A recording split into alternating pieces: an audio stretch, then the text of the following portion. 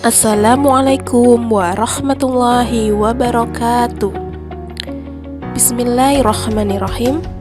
Selamat pagi seluruh siswa-siswi baru SD Muhammadiyah 2 Wonopeti, kelas 2, kelas 3, kelas 4, kelas 5, dan kelas 6. Semoga dimanapun anak-anak berada senantiasa diberikan perlindungan serta kesehatan oleh Allah Subhanahu wa Ta'ala. Amin ya Rabbal Alamin. Baik anak-anak sekalian, untuk Fortasi kali ini sekolah pertama kalinya mengadakan secara virtual. Harapannya anak-anak tetap semangat dalam mengikuti Fortasi ini dari awal hingga akhir.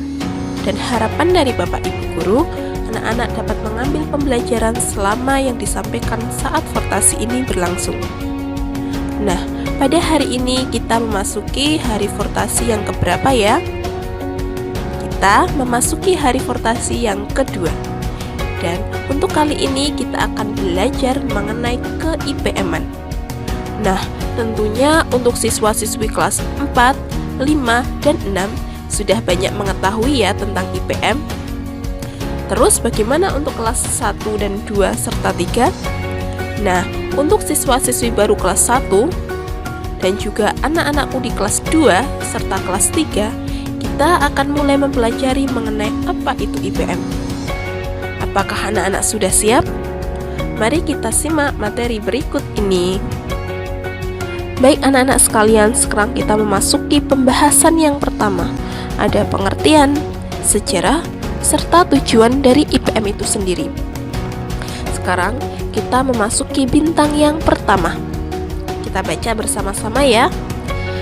Ikatan Pelajar Muhammadiyah dalam kurung IPM adalah organisasi otonom Muhammadiyah yang merupakan gerakan Islam, dakwah amar ma'ruf nahi mungkar di kalangan pelajar, berakidah Islam dan bersumber pada Al-Quran dan As-Sunnah.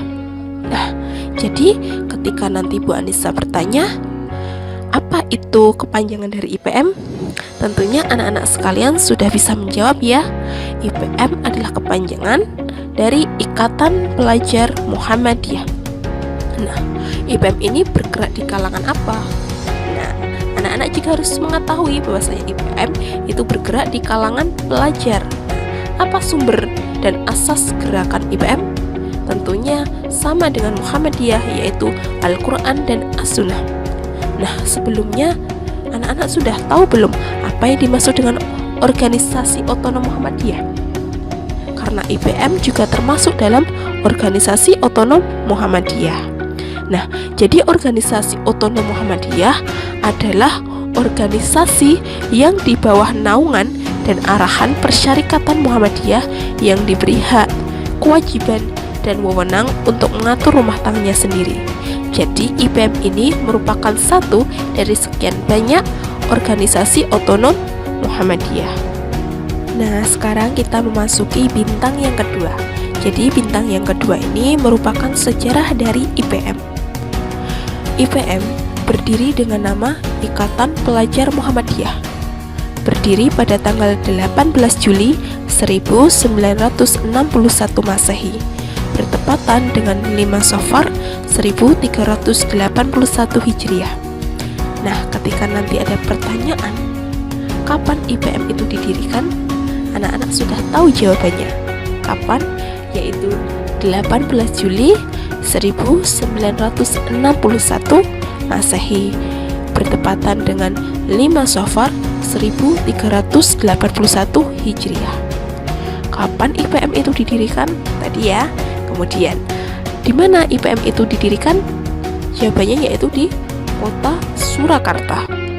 Nah, dahulunya itu namanya bukan IPM, tetapi IRM, Ikatan Remaja Muhammadiyah. Seiring dengan berjalannya waktu, dengan berbagai alasan, maka namanya berubah menjadi IPM atau Ikatan Pelajar Muhammadiyah. Nah, sekarang kita memasuki bintang yang ketiga, yaitu mengenai maksud dan tujuan dari IPM. Tentunya IPM ini memiliki maksud dan tujuan. Harapannya maksud dan tujuan dari IPM ini dapat diaplikasikan atau diterapkan oleh anak-anak sekalian dalam kehidupan sehari-hari. Nah, sekarang kita pelajari apa maksud dan tujuannya. Jadi, maksud dan tujuan dari IPM yaitu terbentuknya pelajar muslim yang berilmu, berakhlak mulia, dan terampil dalam rangka menegakkan dan menjunjung tinggi agama Islam sehingga terwujud masyarakat Islam yang sebenar-benarnya. Nah, kita ambil poin pentingnya. Yang pertama, bahwasanya pelajar Muhammadiyah itu harus berilmu. Nah, sekarang guru mau bertanya, bagaimana seseorang itu bisa berilmu? Tentunya harus rajin dan giat belajar. Nah, anak-anak sekalian harus rajin dan giat belajar tentunya. Yang kedua, berakhlak mulia. Nah, ini harus ya, sebagai pelajar Muhammadiyah itu harus memiliki akhlak yang mulia, baik kepada orang tua, baik kepada teman-teman, kepada bapak ibu guru, kepada lingkungan seperti tumbuhan dan juga hewan. Kemudian yang ketiga, pelajar Muhammadiyah juga harus terampil. Nah, sekarang kita memasuki materi selanjutnya. Di sini ada gambar yang sangat bagus sekali. Kira-kira ini gambar apa ya? Bentuknya segi 5, runcing ke bawah, ada warna hitam, warna merah, hijau, kuning, ada gambar matahari, ada gambar bukunya, ada tulisan Arabnya, dan tentunya ada tulisan IPM-nya. Kira-kira gambar apa? Nah, ini adalah gambar logo dari IPM. Nah, sekarang kita akan mempelajari makna dari setiap bagian dari logo tersebut. Nah, sekarang kita mulai dari warna. Nah, di tengah itu ada warna kuning. Nah, warna kuning ini menunjukkan keagungan. Nah, jadi ketika nanti ditanya apa maksud warna kuning dalam lambang IPM, di situ mempunyai arti yaitu keagungan. Kemudian kita masuk pada warna yang kedua, di tengah itu ada warna putih. Nah, maksud dari warna putih itu apa? Nah, putih itu berarti kesucian. Selanjutnya di tepi itu ada warna merah. Apa maksud warna merah? Merah berarti keberanian. Kemudian ada hitam di tepi, paling tepi ya hitam. Nah, apa maksud dari warna hitam? Hitam berarti keabadian. Kemudian ada dua warna di samping kanan dan kiri, yaitu warna apa? Warna hijau. Nah, hijau ini berarti kesuburan. Nah, itu ya anak-anak, maksud dari setiap warna yang ada di lambang IPM. Kemudian ini bentuknya itu apa ya? Segi 5 ya, segi 5 runcing ke bawah dan mirip seperti ujung pena atau ujung pensil. Nah, jadi dari bentuknya ini segi 5 runcing ke bawah itu merupakan penjelmaan bentuk pena atau bentuk pensil. Nah, tentunya anak-anak di rumah ini mempunyai pensil ya, mempunyai pena ya. Coba dilihat pensilnya masing-masing runcing ke bawah. Nah, ini adalah simbol seorang pelajar. Bahwasanya seorang pelajar itu disimbolkan dengan pensil atau pena. Nah, itu maksud dari bentuk segi 5 runcing ke bawah dari logo IPM. Nah, kemudian yang di tengah itu ada gambar apa? Bersinar. Nah, itu adalah lambang dari matahari. Nah, apa maksudnya? Gambar matahari ini merupakan simbol bahwasanya IPM itu adalah keluarga besarnya Muhammadiyah. Nah, anak-anak tadi apakah masih ingat bahwasanya IPM merupakan ortomnya Muhammadiyah, yaitu organisasi yang di bawah naungan dan arahannya Muhammadiyah. Kemudian di tengah matahari itu ada buku. Nah, apa maksudnya gambar buku tersebut? Nah, di situ bisa diartikan sebuah buku, bisa juga diartikan Al-Quran yang menunjukkan lambang dari pelajar, bahwasanya pelajar itu juga identik dengan sebuah buku. Nah, kemudian di bawah buku terdapat tulisan Arab melingkar. Apakah anak-anak bisa membacanya? Nah, sekarang kan Bu Guru bacakan ya. Jadi di bawah buku itu terdapat satu ayat, yang dimana ayat tersebut terdapat pada Quran Surat Al-Qalam ayat pertama. Bunyinya yaitu Nun wal qalami wa ma yasturun. Artinya Nun demi pena dan apa yang dituliskannya. Nah, jadi itulah beberapa makna dari setiap warna, dari setiap bagian dari logo IPM ya. Nah, anak-anak harap ingat, dan besok kita akan mempelajari lebih lanjut di materi kemuhammadian yang ada di kelas 3. Nah, sekarang kita akan mengenali masing-masing dari seragam IPM. Nah, di sini terdapat 3 gambar. Nah, 3 gambar dengan corak dan warna yang berbeda. Nah, sekarang Bu Guru mau bertanya, manakah yang merupakan seragam IPM anak-anak sekalian? Apakah yang paling kiri warna abu-abu, yang tengah warna biru, atau yang paling kanan warna merah? Coba dilihat di tumpukan seragam yang ada di rumah, kira-kira seragam anak-anak yang sebelah mana? Tentunya yang sebelah kanan, nah, yang berwarna merah. Sekarang kita pelajari satu persatu. Kita melihat badik atau seragam IPM yang paling kanan. Nah, jadi untuk seragam yang paling kanan ini berwarna merah untuk pelajar Muhammadiyah di tingkat sekolah dasar atau madrasah ibtidaiyah Muhammadiyah. Nah, kemudian yang tengah itu ada badik IPM atau seragam IPM berwarna biru. Nah, ketika anak-anak sekalian melihat kakaknya memakai seragam IPM bercorak badik berwarna biru, maka kakak tersebut itu bersekolah di jenjang SMP atau MTS Muhammadiyah. Kemudian yang paling kiri itu ada badik IPM berwarna abu-abu. Nah, warnanya jika warna abu-abu berarti untuk jenjang SMA, MA atau SMK Muhammadiyah. Nah, sekarang kita sudah mengenal ya, ketika seragam IPM ini merah untuk SD atau MI Muhammadiyah, dan biru untuk SMP atau MTS Muhammadiyah, dan abu-abu untuk SMA, SMK atau MA Muhammadiyah.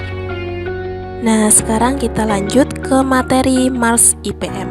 Nah, anak-anak juga harus tahu bagaimana lirik dari Mars IPM itu sendiri dan bagaimana cara menyanyikannya. Nah, perlu diketahui bahwasanya Mars IPM itu diciptakan oleh Bapak Djarnawi Hadikusumo. Nah, ketika nanti ada pertanyaan, siapa pengarang atau pencipta dari lagu Mars IPM? Jawabannya adalah Bapak Djarnawi Hadikusumo. Nah, sekarang Bu Guru sudah menuliskan lirik lagunya, lirik Marsnya ya. Nah, sekarang anak-anak penyimak audio yang akan Bu Guru putarkan, yaitu Mars IPM. Kita simak bersama-sama ya.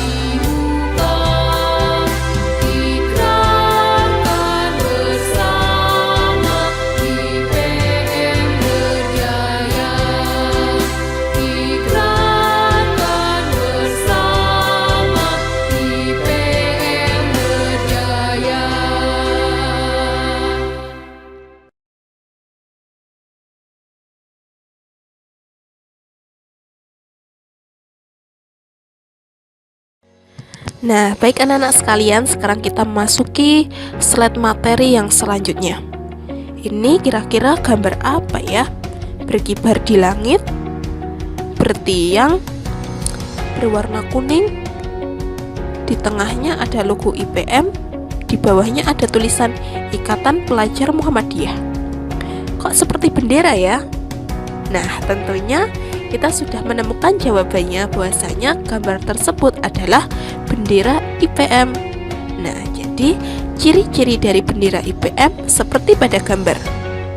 Berbentuk persegi panjang, berwarna dasar kuning, di tengahnya terdapat logo IPM dan di bawahnya terdapat tulisan Ikatan Pelajar Muhammadiyah. Nah, bagaimana untuk ukuran bendera? Nah, untuk ukuran bendera ini bermacam-macam ya anak-anak, jadi sesuai kebutuhan. Ada yang ukurannya kecil, ada yang sedang, dan ada juga yang besar.